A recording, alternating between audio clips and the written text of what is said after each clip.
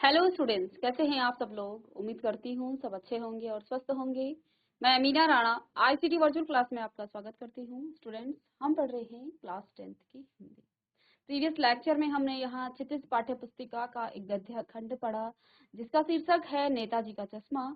और इससे पहले लेक्चर में हमने यहाँ पर इसके क्वेश्चन आंसर किए थे और इसके सारांश को भी हमने पढ़ा था, क्योंकि कुछ स्कूल से या बच्चों ने बताया कि उन्होंने अभी ये चैप्टर नहीं पढ़ा है और हमारी क्लास भी उन्होंने अटेंड नहीं की है, इसलिए उसका सारांश हमने आपको बताया कि क्या कुछ इस गद्य खंड में था। नेताजी के चश्मे की जो कहानी है वो क्या है और किस लिए यहाँ पर ये चैप्टर जो है, क्या इस चैप्टर का यहाँ पर महत्व है। बेसिकली ये देश प्रेम से जो है, देशभक्ति से जो है प्रेरित ये एक चैप्टर है और नेताजी के चश्मे पर भी ये जो है चैप्टर यहाँ पर है। एक कहानी है एक कस्बे की। हालदार साहब, एक पान वाला और एक चश्मा वाला, ये इसके किरदार हैं। तो यहाँ पर देखिए, प्रीवियस लेक्चर में हमने आपको एक क्वेश्चन कराया था जिसमें प्रश्न नंबर 6 में रचना और अभिव्यक्ति पर बेस्ड क्वेश्चन है। निम्नलिखित वाक्य जो है पात्रों की कौन सी विशेषता की ओर संकेत करते हैं। तो यहाँ पर कुछ वाक्य लिखे थे और आपको ये बताना है कि ये जो पात्र हैं इन्हें कौन सी विशेषता यहाँ पर की ओर ये संकेत कर रहे हैं। पहला क्वेश्चन मैंने आपको बताया था, इसका आंसर बताया था कि हालदार साहब हमेशा चौराहे पर रुकते थे और नेताजी को निहारते थे। ये किस ओर संकेत करता है, कौन सी विशेषता है इस वाक्य में।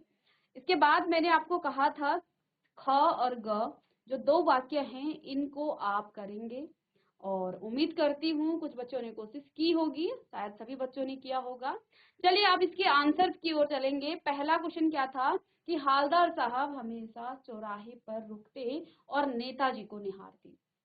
इसका क्या यहाँ पर किस ओर ये संकेत कर रहा है, किस विशेषता को ये बताता है कि तो देखिए, हालदार साहब को हमेशा चौराहे पर रुकना और नेताजी को निहारना यह प्रकट करता है कि उनके अंदर जो है, क्या ये यहाँ पर प्रिंट हो गया है तो उसको अंदर लिखेंगे, उनके अंदर देशभक्ति की भावना थी और वे स्वतंत्रता के लिए संघर्ष करने वाले। देखिए, जो हमारे नेताजी सुभाष चंद्र बोस जी थे, ये एक स्वतंत्रता संग्रामी थे जिन्होंने स्वतंत्रता के लिए जो है बहुत सी लड़ाइयां लड़ी हैं। हमारे देश को स्वतंत्र करने में इनका बहुत बड़ा योगदान है। तो यहाँ पर क्या कहते हैं, वे स्वतंत्रता के लिए संघर्ष करने वाले उन महापुरुषों को जो है हृदय से उनका क्या करते हैं, आदर करते थे। कौन? हालदार साहब। तभी तो उनकी नजर हर बार नेताजी की तस्वीर पर जा पड़ती है।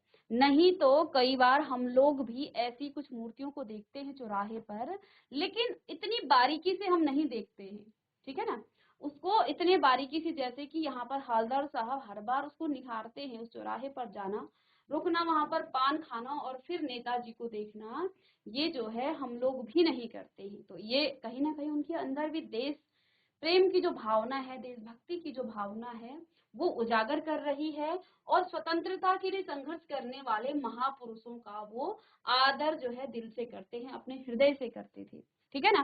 तभी तो वो हर बार इस चीज को देखते थे, इसको नोटिस भी करते थे कि कौन इस चश्मे को हर बार बदल रहा है और हर बार जो है एक नया चश्मा नेताजी की मूर्ति पर लगाया जा रहा है।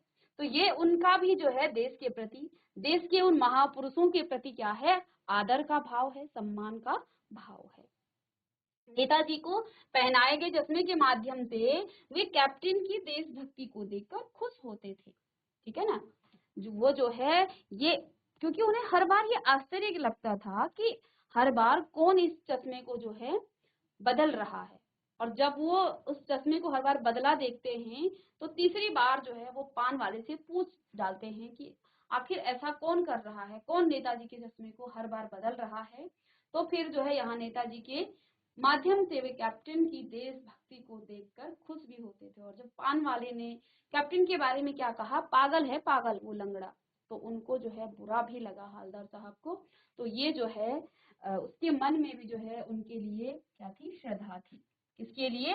कैप्टन के लिए। अब दूसरा प्रश्न जो कि मैंने आपको दिया था कि पान वाला उदास हो गया, उसने पीछे मुड़कर मुंह का पान नीचे थूका और सर झुकाकर अपनी धोती के सिरे से आंखें पोंछता हुआ बोला, साहब कैप्टन मर गया।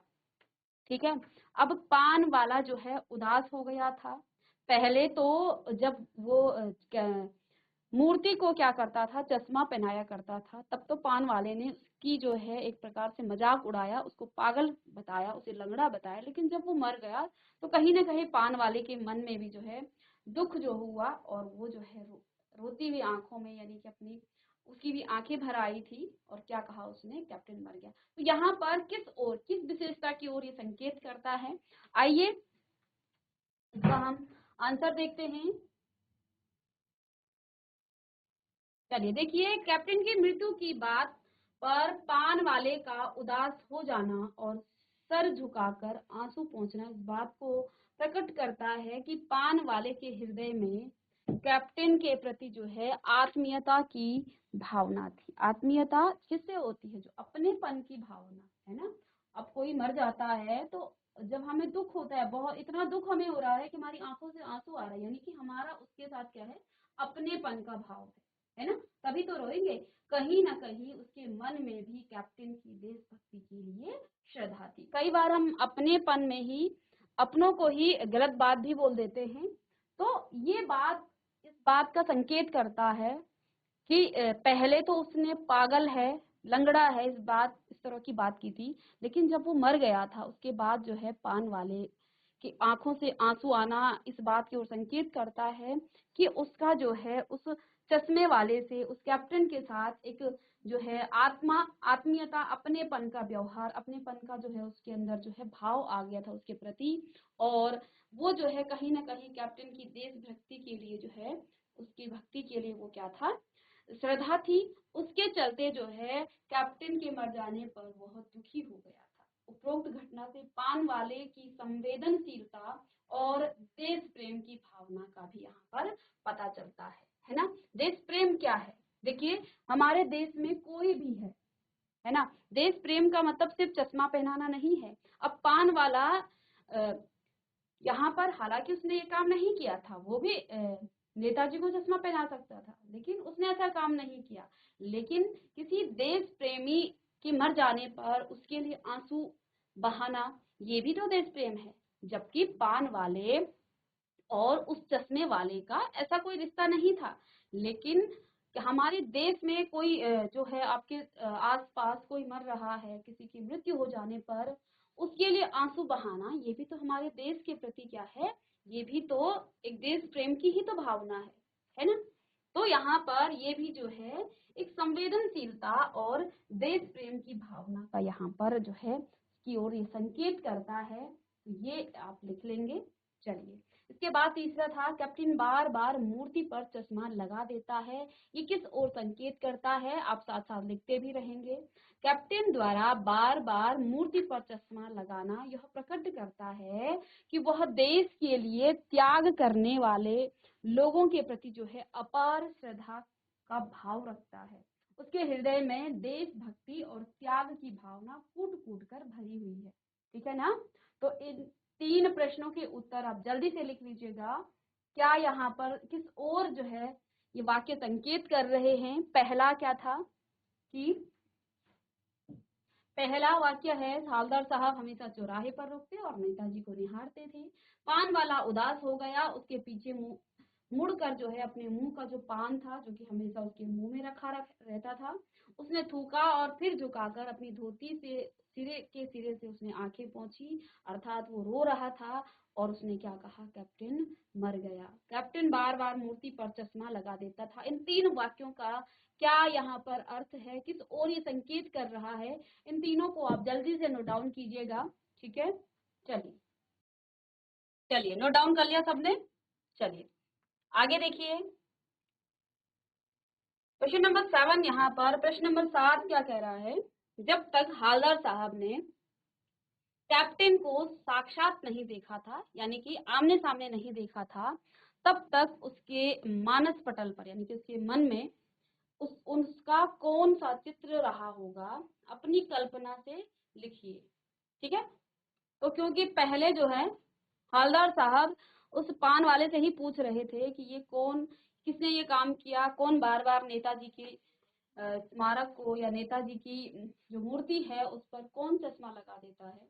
तो कैप्टन कैप्टन की बात जब बात हो रही थी तो हवलदार साहब के मन में किस प्रकार का चित्र होगा। अब देखिए, आप किसी के बारे में बात करते हैं ना, जब तक आपने उसको आमने सामने नहीं देखा होगा, हम किसी के बारे में बात कर रहे हैं, ठीक है ना, तो आप उसके नाम से कुछ इमेजिन करते हैं, है ना।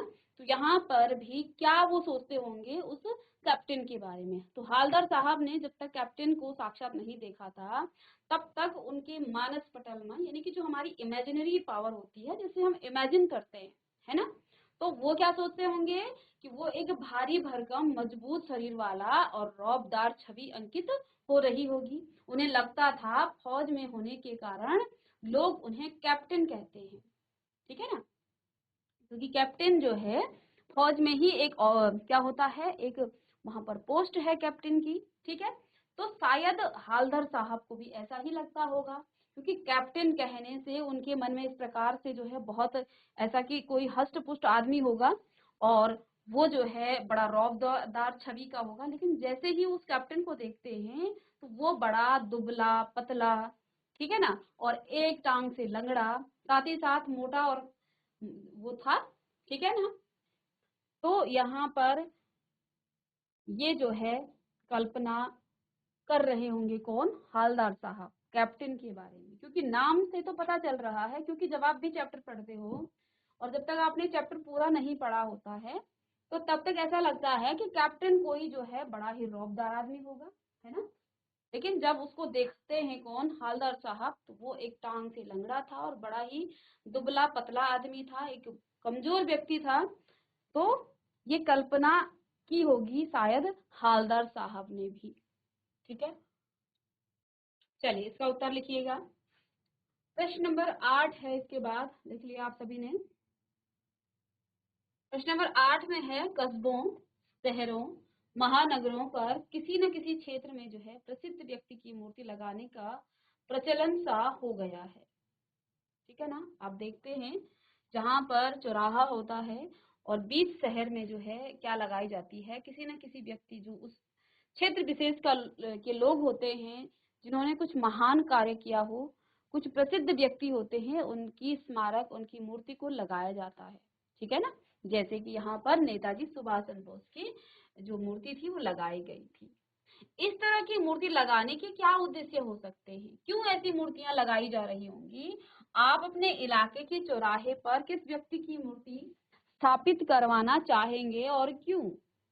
उस मूर्ति के प्रति आपके एवं आपके लोगों के क्या जो है उत्तरदायित्व होने चाहिए, कि आपके शहर में कोई मूर्ति लगी है तो उसके प्रति आपकी भी कहीं ना कहीं कुछ ना कुछ उत्तरदायित्व आपका भी होगा, ठीक है, और दूसरे लोगों का भी होगा, उस पूरे समाज का होगा जो उस इलाके में रहते हैं, ठीक है। चलिए, तो पहला यहाँ पर प्रश्न क्या है, इस तरह की मूर्ति लगाने से के क्या उद्देश्य हो सकते हैं, क्यों लगाए जाते होंगी ये मूर्तियां। यहाँ पर सुभाष चंद्र बोस की जो मूर्ति लगाई गई थी उसका भी कुछ ना कुछ उद्देश्य रहा होगा। तो क्या हो सकते हैं इस प्रकार के, और ऐसे ही कई शहरों में आप देखते हैं कि अलग अलग जो है महान व्यक्तियों के जो है इस प्रकार की मूर्तियां लगाई जाती है। इसका क्या उद्देश्य होता है। तो सबसे पहला जो है इस तरह की मूर्ति लगाने का प्रमुख उद्देश्य यह होता है कि उक्त महान व्यक्ति की जो स्मृति है हमारे मन में बनी रहे, और साथ ही साथ हमें यह स्मरण रहे कि उस महापुरुष ने देश व समाज के हित के लिए किस तरह के महान कार्य किए। उसके व्यक्तित्व से प्रेरणा हमें मिले और प्रेरणा लेकर हम भी अच्छे कार्य करें, जिससे समाज व राष्ट्र का भला हो। तो ये उद्देश्य होता है इन मूर्तियों को लगाने का, ठीक है। तो यहाँ पर जो नेताजी की मूर्ति थी वो उसका भी यही, उस मूर्ति को के प्रति जो प्रेम भाव था वो भी देशभक्त था, जो कि कैप्टन था, और साथ ही साथ पान वाला, उसका भी जो है कैप्टन के प्रति जो है एक आत्मीय व्यवहार संबंध बन गया था, ठीक है। तो यहाँ पर देखिए इस प्रश्न का उत्तर लिखेंगे कि इस तरह की मूर्ति लगवाने का प्रमुख जो है उद्देश्य होता है कि उक्त महान व्यक्ति, उक्त का मतलब जो भी, जहां पर भी, जिस शहर में भी जिस भी महान व्यक्ति की मूर्ति लगाई गई है उसके बारे में है। उक्त का मतलब ये है, जैसे यहाँ पर नेताजी की मूर्ति थी, ठीक है। हमारे इलाके में महाराणा प्रताप चौक पर एक उनका स्मारक है, एक उनकी बड़ी सी जो है फोटो है, मूर्ति है, ठीक है। ऐसे ही शायद आपके शहर में भी, आपके कस्बे में भी इस प्रकार के स्मरण के जो है महान पुरुषों के जो है मूर्तियां लगी होती होंगी, ठीक है। तो उक्त का मतलब यही है कि जो भी मूर्ति बनाई जाती है, जो भी मूर्ति लगाई जाती है, उस व्यक्ति की स्मृति हमारे मन में जो है हमेशा बनी रहे, ठीक है। यह हमें यह स्मरण रहे कि उस महान व्यक्ति ने देश व समाज के हित के लिए किस तरह के महान कार्य किए हैं। और जब हमें ये स्मरण रहेगा और उसके व्यक्तित्व से प्रेरणा लेकर हम भी कुछ अच्छे कार्य करें जिससे समाज व राष्ट्र का भी भला हो। दूसरा है, आप अपने इलाके के चौराहे पर किस व्यक्ति की मूर्ति स्थापित कराना चाहेंगे और क्यों। देखिए ये प्रश्न ये आपके लिए कहा गया है, ठीक है ना। तो ये प्रश्न आप यहाँ से नहीं स्वयं करेंगे इस प्रश्न का, क्योंकि हो सकता है आपके लिए कोई और व्यक्ति प्रेरित करता होगा, आप किसी और व्यक्ति से प्रेरित होते हैं, आप किसी को जो है किसी के कार्य आपको अच्छे लगते हैं, ठीक है ना।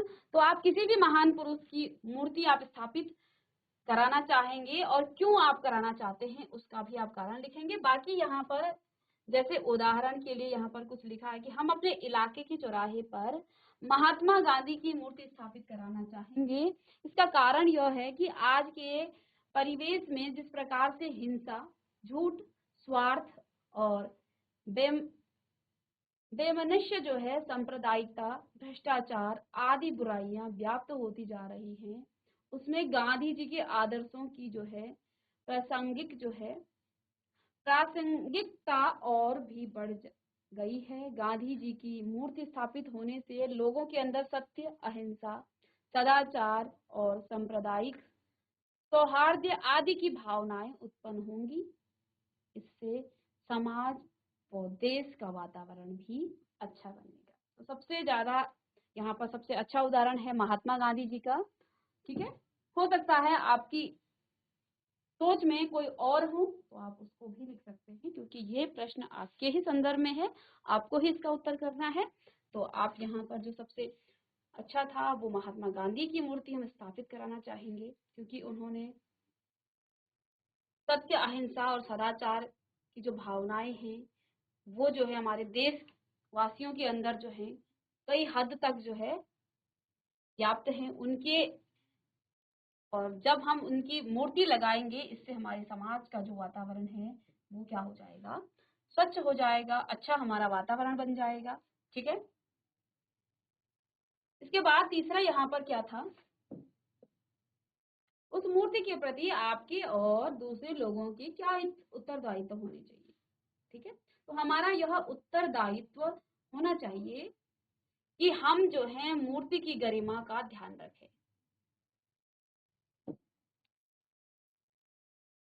हम उस मूर्ति का, देखिए यहाँ पर हमस हो गया है, हम के बाद यहाँ पर उसका मतलब जो भी मूर्ति आपके शहर में आपकी जो नजदीक लगी हुई है उस मूर्ति की गरिमा का हम ध्यान रखें। हम ना तो स्वयं उस मूर्ति को अपमानित करें या अपमान करें और उसे क्षति पहुंचाएं। उसे हमें ना तो स्वयं उसको अपमानित करना चाहिए और ना ही उसे क्षति यानी नुकसान पहुंचाना चाहिए और ना ही दूसरों को ऐसा करने देना चाहिए। हम उस मूर्ति के प्रति पर्याप्त श्रद्धा प्रकट करें और उस महापुरुष के आदर्शों पर स्वयं भी चलें और दूसरों को भी चलने के लिए प्रेरित करें। अब हम किसी को बहुत ज्यादा उपदेश दे रहे हैं लेकिन हम स्वयं उस चीज को फॉलो नहीं करते हैं तो वो उपदेश देना हमारा व्यर्थ है, ठीक है ना। अगर गांधी जी स्वयं अहिंसावादी ना होते, सत्यवादी ना होते, तो क्या आज हम उनके उस संदेश को फॉलो करते। क्या हम उनके इन जो उन्होंने हमें कहा है कि हमें अहिंसा से रहना चाहिए, हमें सत्य बोलना चाहिए, यदि वो स्वयं झूठ बोलते तो क्या उनकी बात में कोई दम होता, नहीं। इसलिए जो है हमें जो है क्या करना चाहिए, उन महापुरुषों के आदर्शों पर स्वयं भी चलना चाहिए और तभी हम दूसरों को कह सकते हैं कि आप इस आदर्श पर चलिए, ठीक है।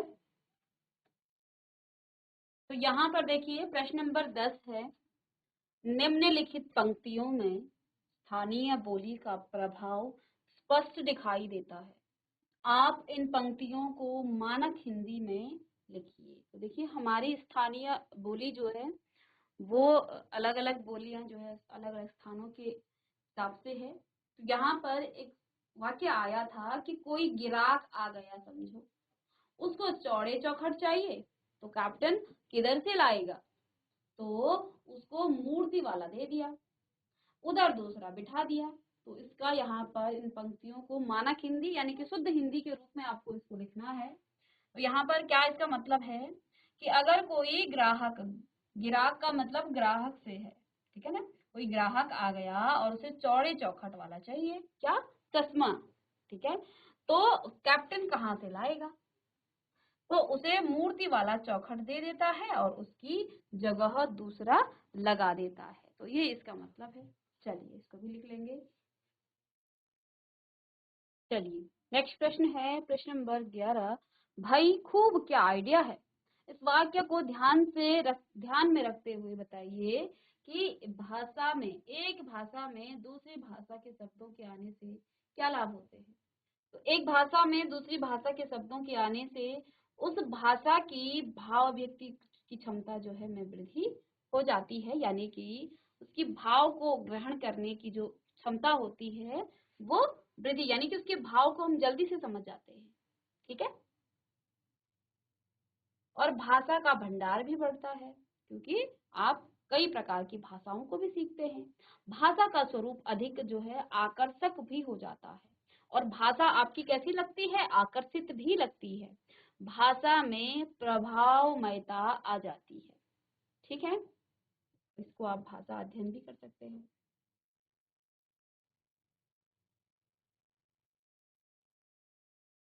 तो अब यहाँ पर प्रश्न नंबर 12 क्या कह रहा है कि निम्नलिखित वाक्य में से निपात छाती और उससे नए वाक्य बनाइए। नगर पालिका थी तो कुछ न कुछ करती थी भी थी, करती भी रहती थी। किसी स्थानीय कलाकार को ही अवसर देने का निर्णय किया गया होगा, यानी चश्मा तो था लेकिन संगमरमर का नहीं था। हालदार साहब अब भी नहीं समझ पाए। 2 साल तक हालदार साहब अपने काम के सिलसिले में उस कस्बे से गुजरते रहे। यहाँ पर देखिए कुछ ना कुछ, तुम हमेशा कुछ ना कुछ मांगते ही रहते हो। तो इसका यहाँ पर वाक्य जो है इसका प्रयोग किया गया है, ठीक है। को ही, राकेश को ही हमेशा अच्छे अंक मिलते हैं। तो था रास्ते में कोई सवारी तो थी नहीं। अब भी, तुम अब भी बाजार नहीं गए। मैं इस समय में तुम्हें अधिक मेहनत करनी चाहिए, इस समय में तुम्हें बहुत अधिक मेहनत करनी चाहिए, ठीक है। अब निम्नलिखित वाक्यों में कर्म वाच्य में इसको बदलना है, ठीक है। वह अपनी छोटी सी दुकान में उपलब्ध गिने चुने फ्रेमों में से नेताजी की मूर्ति पर फिट कर देता था, ठीक है। दूसरा है पान वाला नया पान खा रहा था। पान वाले ने साफ बता दिया था। ड्राइवर ने जोर से ब्रेक मारा। नेताजी ने देश के लिए अपना सब कुछ त्याग दिया। हालदार साहब ने चश्मे वाले की देशभक्ति का सम्मान किया। अब उसके द्वारा अपनी छोटी सी दुकान में उपलब्ध, इसको आपने कर्म वाच्य में बदलना है। तो देखिए ये आपने ग्रामर में पढ़ा है, और यदि आपने नहीं पढ़ा है तो मैंने आपको वाच्य पढ़ाए थे, ठीक है। और अगर आपको नहीं समझ में आया तो इसको हम फिर किसी दिन क्लास में पढ़ाएंगे, ठीक है। और इस क्वेश्चन को आप खुद करेंगे। यदि आपने कर्म वाच्य पढ़ा है तो आप इसको स्वयं कीजिएगा इस प्रश्न को, ठीक है ना, क्योंकि मैं आपको वाच्य पढ़ा चुकी हूँ। ऐसे ही यहाँ पर भाववाच्य में भी, ठीक है ना, तो भाववाच्य में भी आप स्वयं बदलेंगे, ठीक है। इसी के साथ इसके जो प्रश्न हैं वो आपके कंप्लीट हो गए हैं। कुछ एमसीक्यू क्वेश्चंस को यानी कि बहुविकल्पीय प्रश्नों को हम यहाँ पर करेंगे, ठीक है।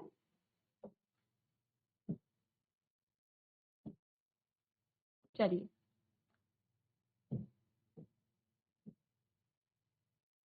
नेताजी की मूर्ति किससे बनी थी? ठीक है, इस प्रकार के प्रश्न भी आपको आते हैं पेपर में, बहुविकल्पीय प्रश्न। तो किससे बनी थी? पत्थर की, संगमरमर की, लोहे की, लकड़ी की। ठीक है, तो हमने जैसा कि पढ़ा है कि वो जो मूर्ति थी वो संगमरमर की बनी थी, जो कि एक प्रकार का सफेद पत्थर होता है, उसकी बनी थी नेताजी की मूर्ति। ठीक है, पहली बार कस्बे से गुजरने पर हालदार मूर्ति पर क्या देखकर चौंके? तो जब हालदार साहब पहली बार उस कस्बे से जा रहे थे तो वो क्या देखते हैं कि वहां चौराहे पर नेताजी की एक मूर्ति है, एक स्मारक वहां बनाया गया है, और वो जो कि संगमरमर के पत्थर की है, लेकिन उस पर चश्मा नहीं था, और चश्मा था भी तो किसका था? वो चश्मा रियल का था। ठीक है ना, तो उस मूर्ति को देखकर वो क्यों चौंक गए थे, है ना? तो टोपी को देखकर, छाता देखकर, चश्मा देखकर, या इनमें से कोई नहीं, तो चश्मा देख करके वो चौंक गए थे। ठीक है,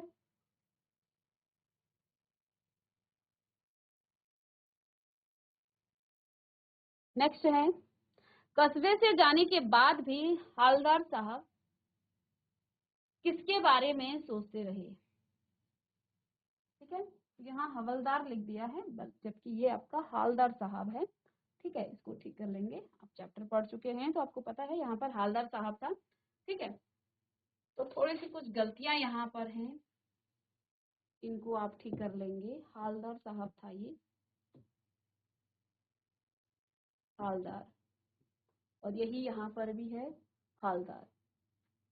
तो कस्बे से जाने के बाद भी हालदार किसके बारे में सोचते रहे? तो जब वो मूर्ति को देखते हैं और उनकी जीभ उस कस्बे से आगे निकल जाती है, तो वो ये सोचते हैं कि इस मूर्ति पर चश्मा क्यों नहीं इस पर लगाया गया? शायद हो सकता है उसने चश्मा संगमरमर के पत्थर का जो ट्रांसपेरेंट चश्मा है वो नहीं बना पाया होगा, क्योंकि वो जो बनाने वाला मास्टर था वो लोकल था, वो उसी कस्बे का छोटा सा कोई हाई स्कूल पास कोई मास्टर था, या फिर उसने बनाया होगा, वो टूट गई होगी, कोई बारीकी जो है काम करने की वजह से वो टूट गया होगा। तो वो हर बार किसके बारे में सोच रहा था? उस मूर्ति के बारे में ही सोच रहा था। ठीक है ना, नेताजी की बगैर चश्मे वाली मूर्ति किसे बुरी लगती थी? तो यहाँ पर आप जानते हैं चश्मे वाले को, जिसको कैप्टन कहा जाता था। ठीक है, लोग चश्मे वाले को किस नाम से बुलाते थे? सभी जानते हैं इसका उत्तर। तो सिपाही, कैप्टन, पुलिस, थानेदार, या फिर कैप्टन। तो सभी को पता है कैप्टन नाम से उसको पुकारा जाता था। ठीक है, चलिए इसको लिख लेंगे सभी। चलिए लिख लिया सभी ने। ये प्रश्न हम कर चुके हैं, ये तो आपको, अब ये आपको एक प्रकार से बहुविकल्पीय प्रश्नों के टाइप बता दिए जा रहे हैं। एक बार कस्बे से गुजरते समय, अब यहाँ देखिए सब जगह हवलदार लिखा है तो आप इसको हालदार साहब कर लेंगे। ठीक है, हालदार साहब को मूर्ति में क्या अंतर दिखाई देता है? ठीक है, तो देखो जब एक बार वो जाते हैं, वहां से गुजर रहे होते हैं, तो मूर्ति पर सबसे पहले चश्मा नहीं था, मूर्ति टूटी हुई थी, मूर्ति गंदी थी, इसमें से कोई नहीं। तो गंदी भी नहीं थी ना, तो वो टूटी थी। मूर्ति जो है, सॉरी, मूर्ति जो है ना तो टूटी थी ना ही गंदी थी, इसलिए मूर्ति पर चश्मा नहीं था, जबकि कैप्टन मर चुका था, और अब जो है इस मूर्ति पर कोई भी चश्मा बनाने वाला, चश्मा लगाने वाला नहीं था। हालदार साहब को, हालदार को किसका मजाक उड़ाना अच्छा नहीं लगा? तो हालदार को चश्मे वाले का मजाक उड़ाना, जो कि पान वाला जो है उसका मजाक उड़ा रहा था, तो उसको अच्छा नहीं लगा। चश्मे वाले को पान वाला क्या समझता था? तो चश्मे वाले को पान वाला पागल समझता था। क्या कहा उसने? पागल है वो, पागल। नेताजी की जो मूर्ति थी उसकी ऊंचाई कितनी थी? नेताजी की जो मूर्ति थी उसकी ऊंचाई 2 फुट थी। ठीक है, कोट के दूसरे बटन तक जो है उनकी मूर्ति बनी हुई थी। इसके बाद यहाँ पर एक दो प्रश्न और हैं बहुविकल्पी। तो देखिए, नेताजी की मूर्ति की ऊंचाई 2 फुट थी। देखकर हवलदार के चेहरे पर कौतुक भरी मुस्कान फैल गई। तो मूर्ति के चेहरे को, किसको देख करके? मूर्ति के चेहरे को देखकर। क्यों? क्योंकि मूर्ति संगमरमर की थी और चश्मा उस पर रियल का लगा हुआ था, इसलिए जो है कौतुक भरी जो मुस्कान जो है उनके चेहरे पर देखने को मिल रही थी। हवलदार साहब किस बात पर दुखी हो गए थे? तो दुनिया के स्वार्थी स्वभाव पर हवलदार साहब जो है दुखी हो गए थे। चश्मे वाले के प्रति पान वाले के मन में कैसी भावना थी? तो पहले तो उसने उसकी उपेक्षा की, लेकिन बाद में एक आत्मीयता की भावना उसके अंदर आ गई थी, जबकि वो उसका निधन हो गया था, जब उसकी मृत्यु हो गई थी। इसी के साथ हमने जो आपका चैप्टर है नेताजी का चश्मा, इसको हमने पहले डिटेल में पढ़ा और फिर इसके सभी प्रश्न उत्तर हमने कर दिए हैं। सारांश भी हमने दोबारा पढ़ लिया है। अब नेक्स्ट क्लास में मिलेंगे कुछ और चैप्टर के साथ। तब तक के लिए thank you and have a nice day.